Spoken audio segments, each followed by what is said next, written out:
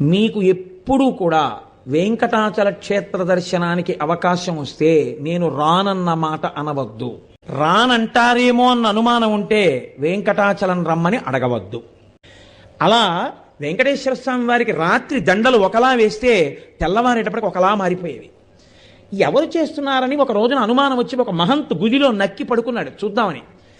అర్ధరాత్రి అయ్యేటప్పటికీ అయ్యవారి పాలపీఠం దగ్గర రాయి తొలగి తేజోరూపంలో తరిగొండ వెంగమాంబ గారు వచ్చి హారాలు సరిచేస్తుంటే చూసి మూర్చిపోయాడు. ఇప్పటికీ తేజోరూపులై ఆనందనిలయంలోకి వెళ్ళి ఈశ్వరుణ్ణి సేవిస్తారు.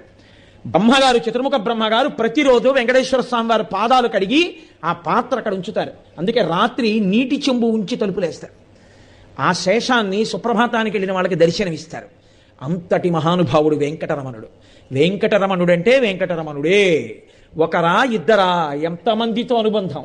వారం రోజులు కాదు, కొన్ని నెలల పాటు వెంకటరమణుడు